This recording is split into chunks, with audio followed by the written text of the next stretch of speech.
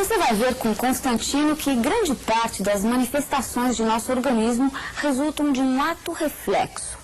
É quando o nosso sistema nervoso atua isoladamente sobre uma determinada parte de nosso corpo, ocasionando uma reação independente da nossa vontade.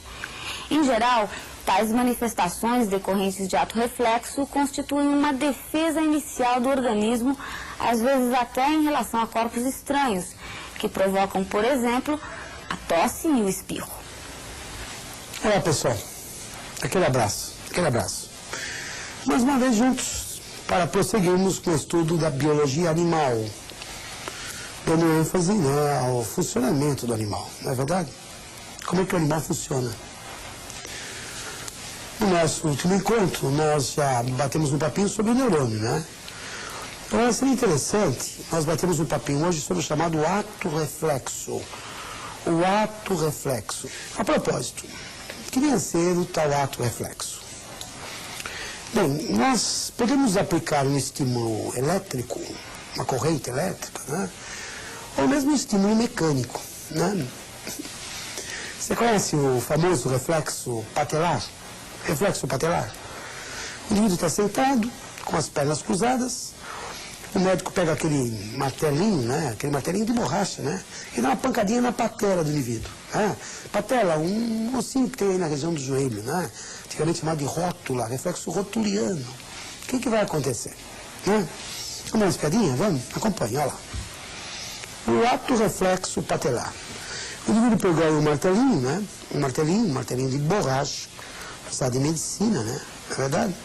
E aplicou um estímulo na região da patela, antigamente chamado de rótula, né? Esse estímulo vai causar uma despolarização em terminações nervosas localizadas aqui na patela, né? Gerando um impulso, tá? Esse impulso vai até a medula espinhal, e a medula espinhal mesma vai dar a resposta, né?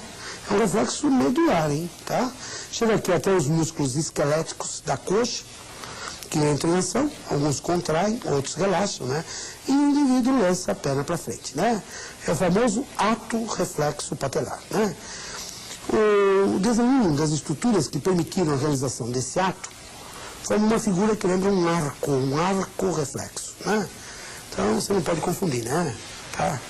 Qual a diferença entre um ato reflexo e um arco reflexo? O movimento da perna que foi golpeada com o martelinho na região da patela é um ato reflexo. O movimento é um ato, né?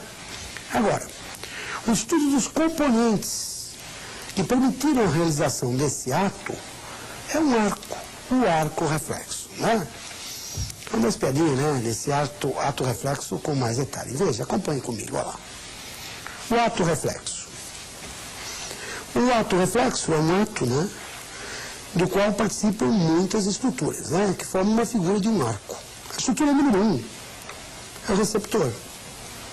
A estrutura número 1 é o receptor, né, representado por terminações nervosas localizadas aí na região da patela, né, tá? Terminações nervosas. O que acontece aqui nessas terminações nervosas? O neurônio, ele recebeu um estímulo. Ocorreu uma despolarização, uma mudança de polos, né? Graças à chamada bomba de sódio e potássio, né? O neurônio entrou em potencial de ação. Nasceu um impulso, gerou um impulso que começa a se propagar, né? Acompanhe. Esse impulso vem pelo neurônio sensorial, pela via sensorial. Essa via sensorial também é chamada de via sensitiva, né? Ela entra na medula, tá? Via sensitiva ou sensorial, né?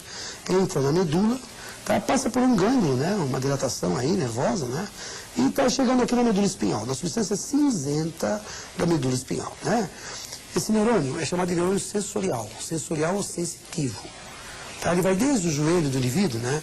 Para a região da patela até a medula espinhal. É o neurônio aferente, ele entra na medula, tá? É o neurônio sensorial ou sensitivo, né? O primeiro componente dele, veja, o primeiro é o dendrito. Isso aqui é o dendrito, né? Tá? O segundo é o corpo celular. Esse corpo celular fica numa dilatação chamada de gânglio. O terceiro é o axônio, que entra na medula espinhal, na substância cinzenta da medula, né? Agora, esse neurônio sensitivo, ele vai fazer uma sinapse com o neurônio associativo medular, tá?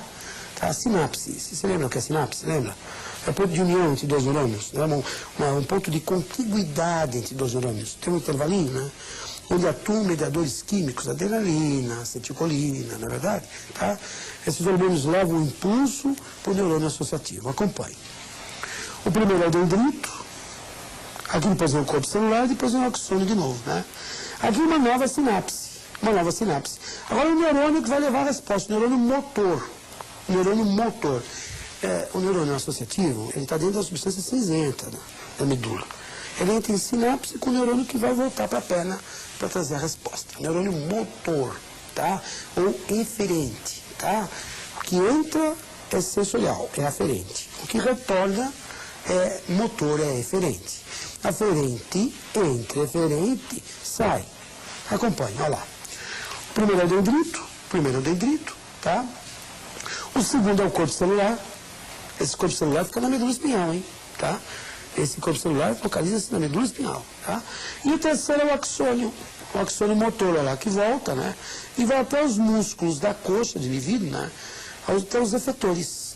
Os efetores entram em ação e o que acontece? A pessoa manda a perna para frente, né? Tá?